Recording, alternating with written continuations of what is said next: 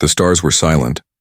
A lone human patrol ship drifted near the asteroid belt of Sector V9. Inside the small cruiser, Commander Marcus Lane scanned his radar. It picked up a faint signal. A distress beacon, old and weak, coming from the edge of a debris field.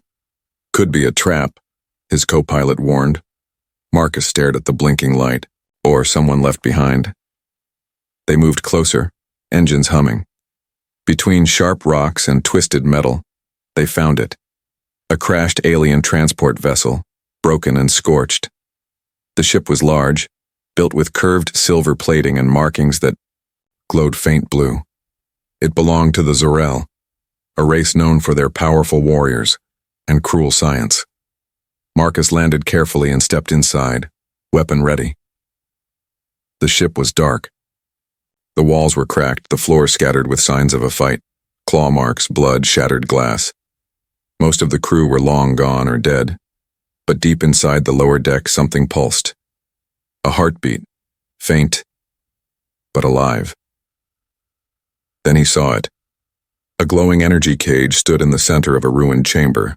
Inside was a young alien woman, barely conscious, bruised, with strange silver cuffs on her wrists. Her skin was a soft purple shade marked with fading lines like ancient ink. Her long white hair covered part of her face, but Marcus saw her eyes. They were large, glowing violet, filled with fear and strength. She looked at him and tried to move. "No. Don't," Marcus said, lowering his weapon. "I'm not here to hurt you." She didn't speak for a moment. Then her lips moved. "You're human?" He nodded. "Yes. My name is Marcus." Her voice was weak but clear. "My name is Sorexa." The cage buzzed softly. It was Zorel, tech, meant to hold prisoners, even strong ones. Marcus studied the controls and disabled it. The field collapsed with a hiss.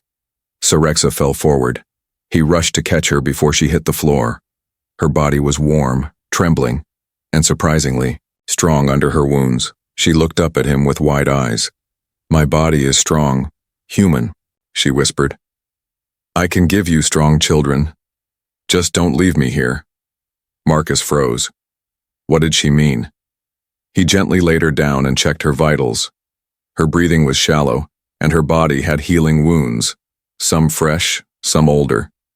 There were scars on her back, marks of chains and bruises around her ankles. "She's been kept like this for a long time," he whispered. Her eyes fluttered closed, but her lips still moved. "Don't send me back. Please." Marcus felt a cold anger rise in his chest. He didn't know her full story yet, but whatever it was, no one deserved this. He carried her back to the shuttle. Hours passed. In the medical bay, Sorexa slept while Marcus reviewed logs recovered from the wreck. What he found shocked him. She had been part of a Zorel breeding program, a captive, chosen for her strong genetics meant to birth future soldiers. But she had rebelled, she refused to obey, and so they threw her away, left her in space to die. Marcus looked back at her, sleeping on the cot, breathing slowly. She wasn't just strong, she was brave. He remembered her words. "I can give you strong children." It wasn't seduction. It was desperation. That was the only value her captors ever gave her. That was the only way she thought anyone would protect her. But Marcus wasn't like them. He wasn't here to use her. He was here to help. When Sorexa woke, she flinched. "Where am I?" "You're safe," Marcus said. "You're on my ship. We left that wreck." She stared at him, then around the room. "You didn't take me back?" "No." "Why?" He sat beside her. "Because I don't leave people behind." A long silence passed. Her voice was barely above a whisper. "They called me broken, unworthy. I would not obey, so they locked me away." Marcus looked into her eyes. "You're not broken, Sorexa." She looked away. "Then why did you save me?" He thought for a moment before answering. Because someone should have. Sorexa sat quietly in the corner of the small ship's living quarters, wrapped in a soft gray blanket. She didn't speak much. She didn't eat much either. Her violet eyes just stared out the window into deep space, as if looking for something that had already abandoned her. Marcus watched from a distance. He didn't ask too many questions. Not yet. He knew what it was like to carry heavy memories, but on the third day, she finally spoke. "Do you know why they locked me in that cage?" He turned to her gently. "I know a little. From the ship's logs. Something about a breeding program." Her jaw tightened. "They called me a prime body, strong bloodline, elite genes, perfect for producing warriors, but when I refused, they said I was useless." Marcus frowned. "Refused what?" Her voice shook now, but she didn't stop. "I refused to let them choose. I refused to be a machine. They told me, you don't need to think, just breed." I said no. She looked him in the eyes. "So they threw me away, locked me in that ship. No food, no chance of survival. They sent the vessel drifting toward the asteroid field. No one was supposed to find me." Marcus clenched his fists. "Your own people did that to you?" "Yes," she whispered. "My own blood." Later, Sorexa stood in front of a mirror in the medical bay, touching the scars on her back. She asked softly, "Do these make me ugly to humans?" Marcus looked up from the console. "No, they show me you're still standing." She blinked. He continued, "What they did was cruel. But you're still here. That takes strength." She nodded slowly, but her voice trembled. "I don't feel strong. I only said those words to you, to offer you children, because I thought, if I'm no longer useful, no one will save me." Marcus walked over and placed a hand gently on her shoulder. "I didn't save you because of what you could give. I saved you because you deserve to live." That night, while Marcus slept near the cockpit, Sorexa accessed the ship's star charts. Her fingers danced quickly over the navigation screen. She typed in a name, Viralis Prime, her homeworld. The system marked it with red. Access restricted, travel banned, danger zone. She stared at it for minutes. Then she quietly deleted the destination and returned to her room. Marcus had seen everything on the monitor. He didn't say a word, but he made a silent decision. She would never go back to that place. A week passed. Sorexa began to eat better. She asked questions about Earth. She even smiled once when Marcus played her an old song, soft piano notes that echoed through the ship. But the peace didn't last. The ship's long-range scanner beeped. Marcus checked it. A Zorel War beacon, a scout ship, small but fast. "They're tracking something," he muttered. "Or someone." Sorexa came up behind him. She saw the signal and froze. "They've come for me." Marcus shook his head. "They don't get to take you again." She grabbed his wrist. "You don't understand. They won't just take me. They'll take this ship. They'll take you."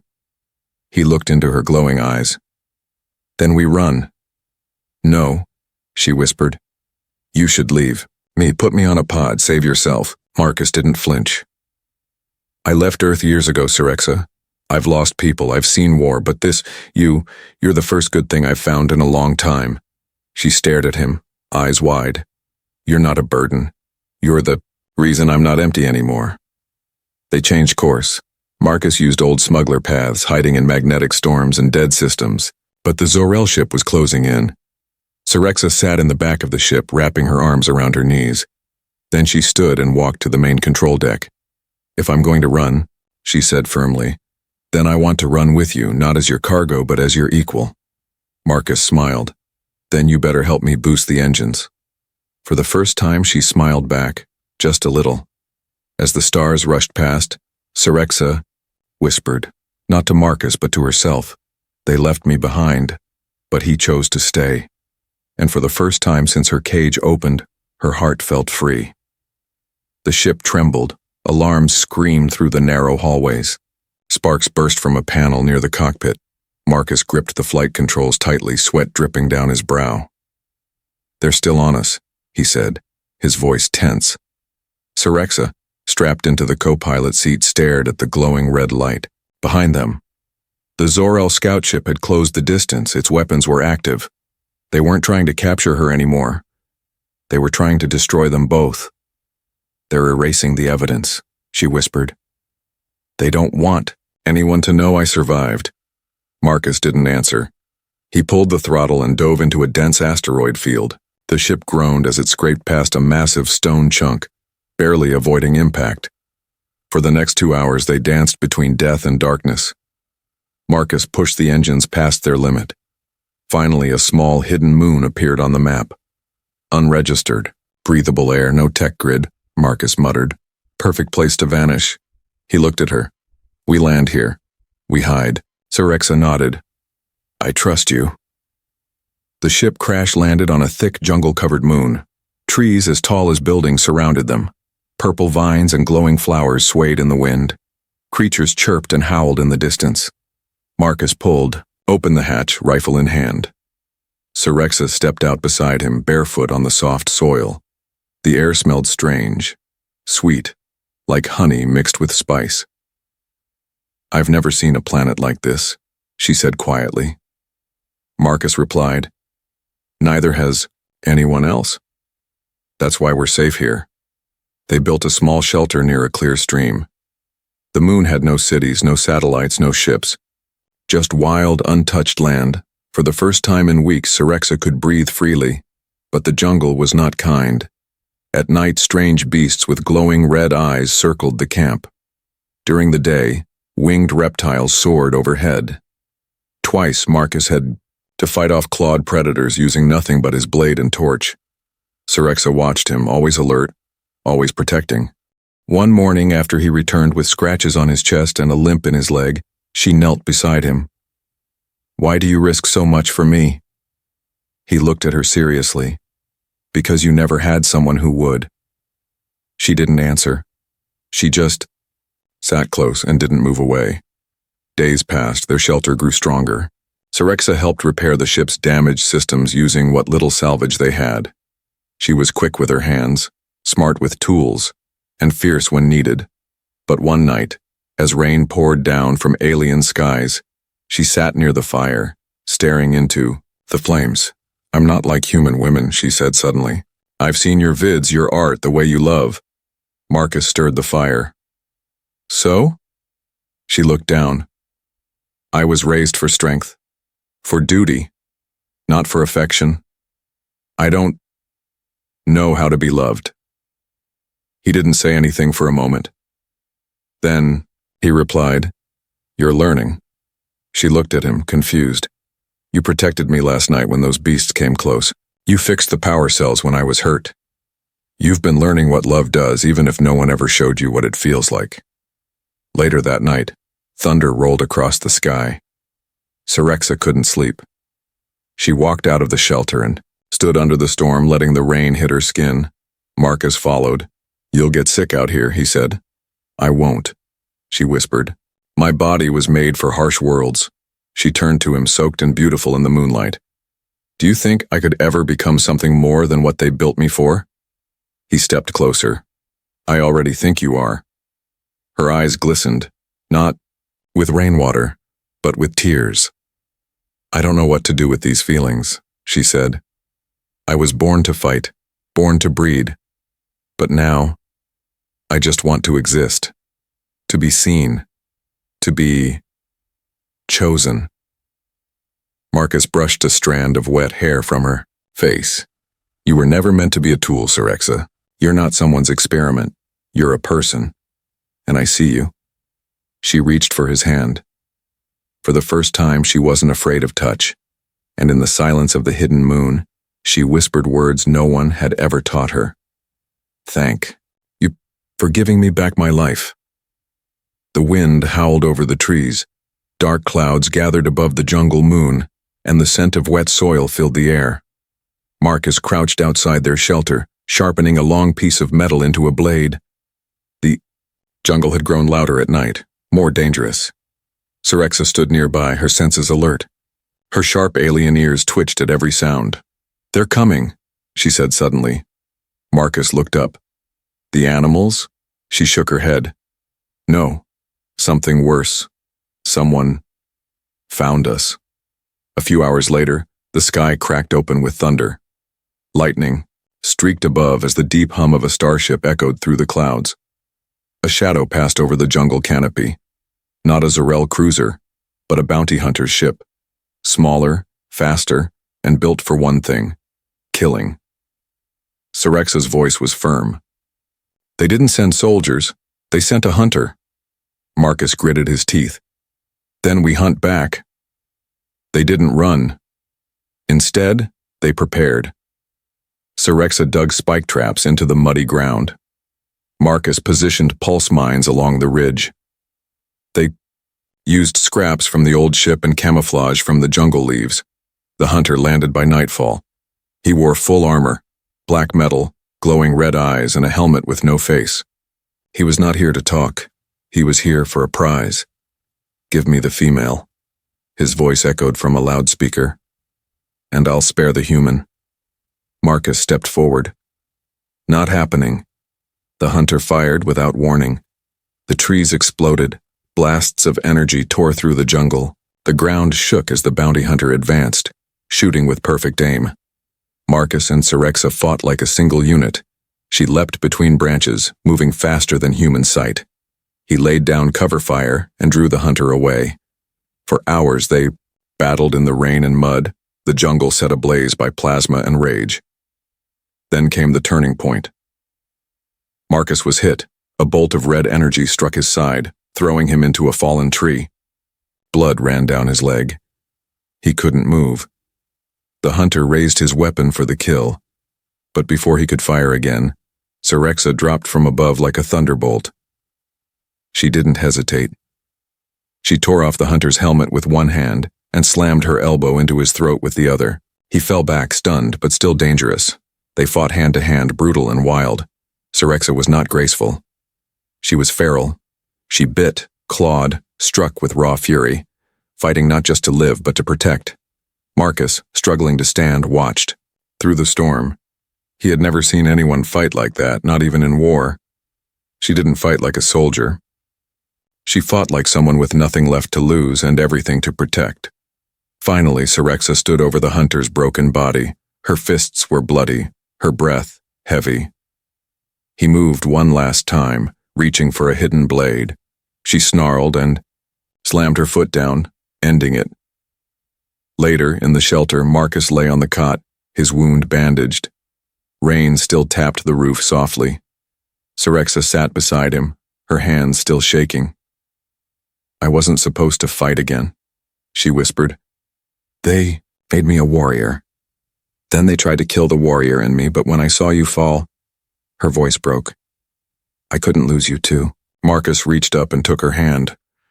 "You didn't lose me," he said. "You saved me." She looked at him, eyes full of pain.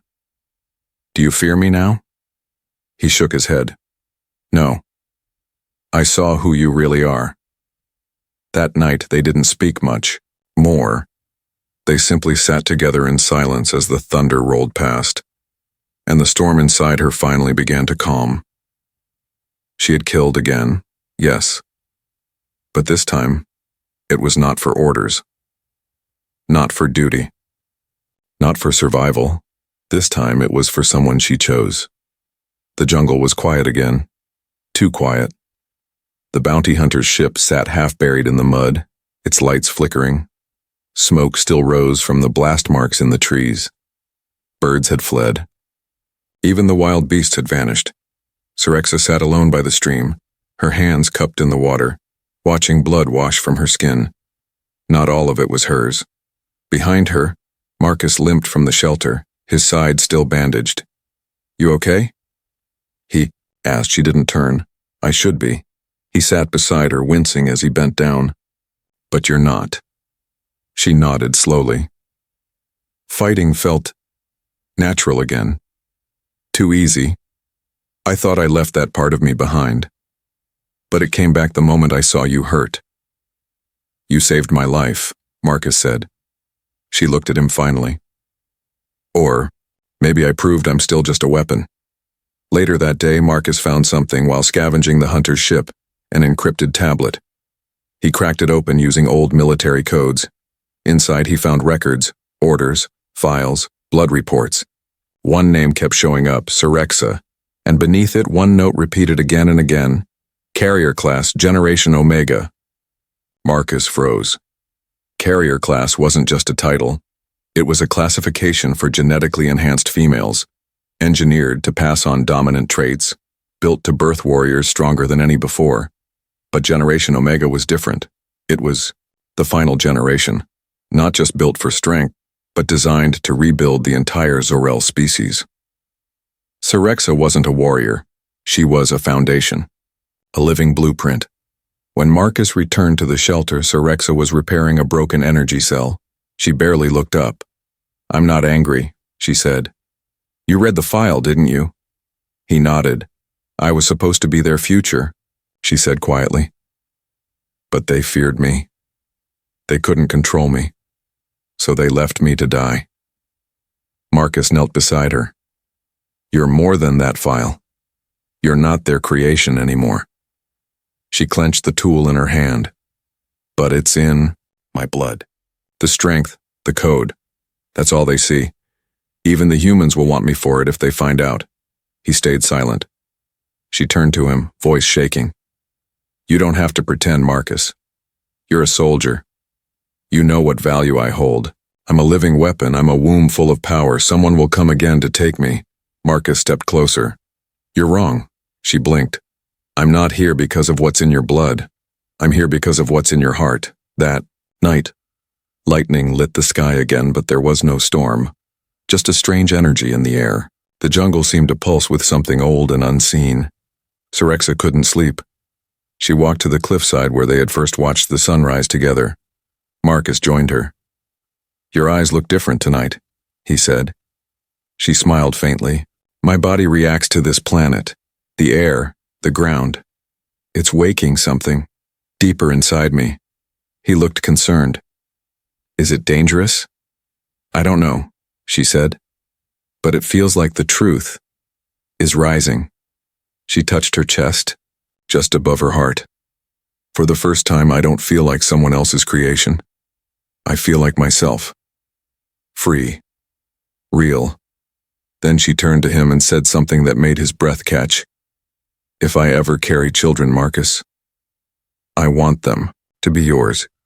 Not because of what's in your blood, but because of what's in your soul." Marcus didn't speak. He just reached for her hand and held it. Not as her protector, not as her savior, but as her equal.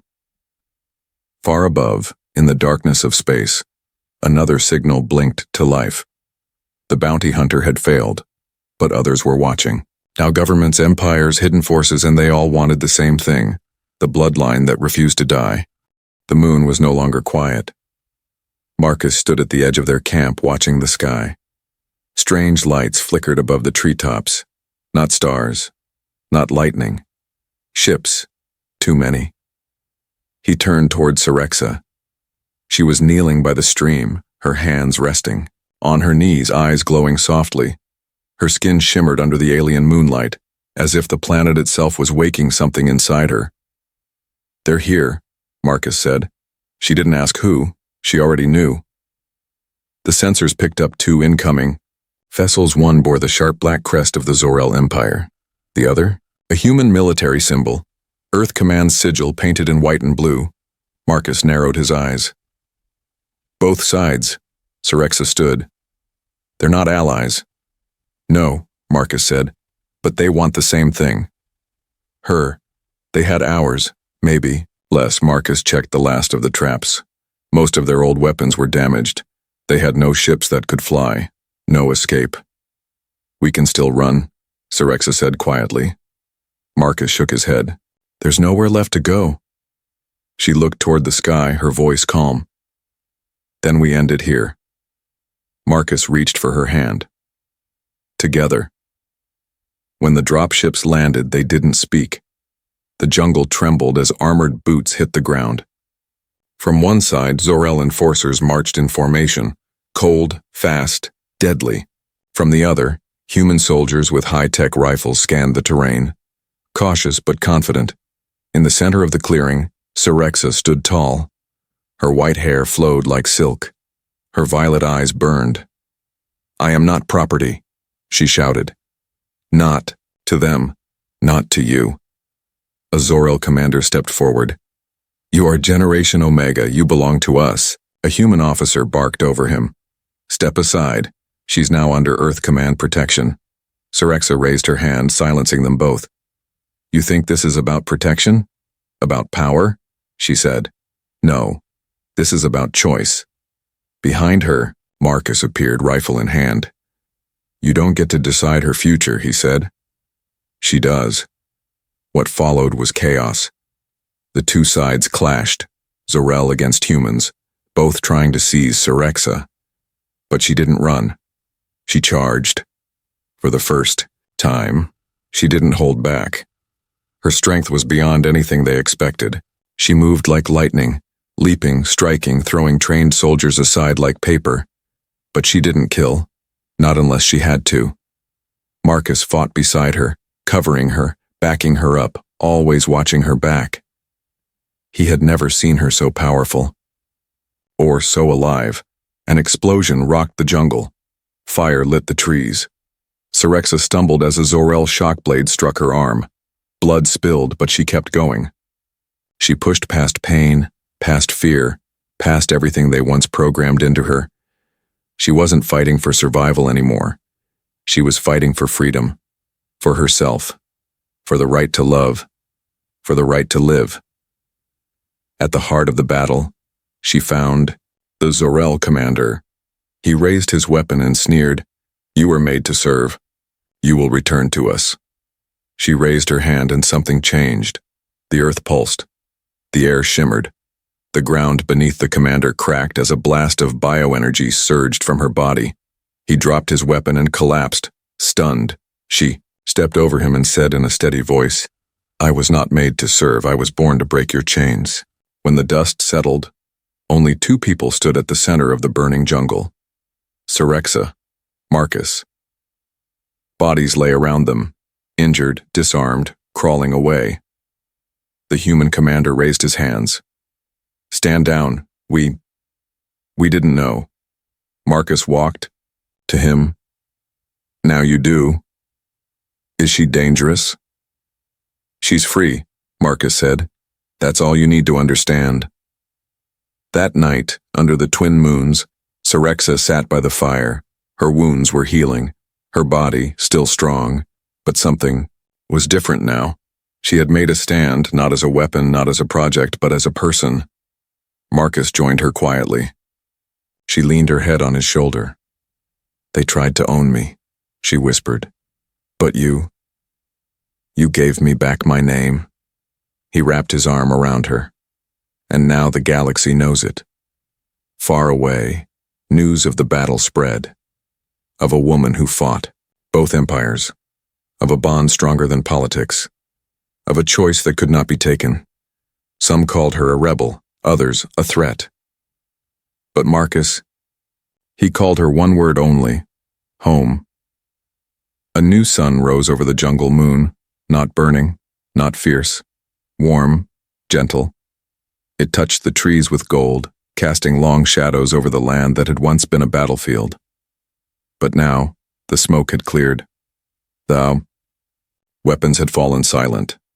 The ones who came to claim her were gone. And Syrexa? She was no longer running. Months passed. A quiet life began to bloom where fire once raged. Marcus and Syrexa stayed, by choice. Together they built more than shelter. They built a home, not with stone and wires, but with trust, with healing, with love. Where the bounty hunter once crashed, they planted trees. Where the soldiers bled, they carved out a garden, and where Syrexa once stood alone under lightning skies, she now walked hand in hand with someone who never saw her as a weapon, only as a woman, a soul, a future. One morning, Marcus stirred from sleep to find Serexa already awake. She sat near the stream watching small bird-like creatures hop between glowing flowers. She smiled when he joined her. "You always wake early now," he said. She shrugged. "The air feels different." "Different good? Or different bad?" She placed his hand gently on her stomach. He blinked.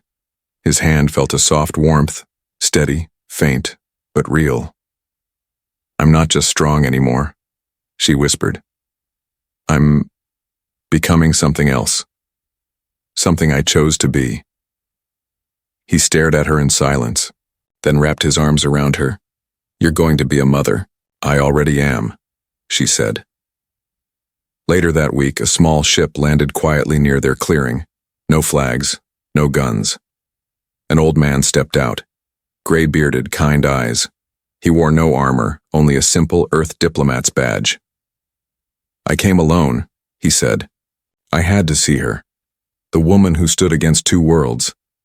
Marcus stood protectively beside her. Serexa didn't flinch. "I'm not going back."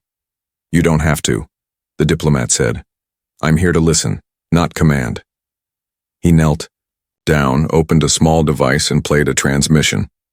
Thousands of voices. People, not governments. Calling Serexa a symbol of courage, of hope, of defiance. "You broke something, Serexa," he said. "Not just a system, but the silence around it." She nodded. "Good, let others rise too." He left behind communication tools, medical supplies, and a message. "If you ever want to return, not as property, but as a person, you'll be welcomed, not ruled." She said nothing, but she smiled. Seasons passed. The jungle changed colors. The stars shifted. Serexa's belly grew. One night, under a sky full of twin moons, she stood by the fire with Marcus, watching the flames flicker. "I used to fear this," she said softly. "Peace, stillness." He looked at her. "Why?" "Because I never believed I could have it." She turned to him, her face glowing with starlight. "But now, I see everything differently." She touched her belly again. "I was born in a lab, trained in cages, raised for power, but I chose love. I chose you, and now I choose life." Marcus leaned in and kissed her forehead. "This child," she whispered, "won't be born for a purpose, except to be free." When the child came, the night was calm. Serexa gave birth in the shelter they built together, holding Marcus's hand the entire time. She didn't scream in pain, she roared in power. And when the baby cried, so soft and bright and new, Serexa held her close and whispered, "You are mine." Not theirs. They named her Oren. Her eyes shimmered like her mother's, but her smile, that was all Marcus. She crawled among flowers, climbed small trees, laughed at the sky. No chains, no fear, only freedom. Years later, travelers came. Curious, respectful. They brought stories of how Serexa's stand inspired others. Other women escaped. Other captives rebelled. Laws changed. Empires trembled. All because one woman refused to be used, and one human refused to let her fall. In time, a monument was built on a nearby moon. It showed a woman standing tall, hands open, not holding weapons but lifting a child into the sky. At the base, 3 words, "She chose life." And on that quiet jungle world under alien stars, Serexa watched her daughter run through the trees, strong, laughing, free. Marcus joined her. "Do you ever miss the stars?"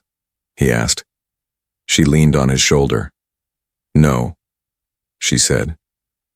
"I used to think the stars were my destiny." She looked at Oren. "But now I know. This is."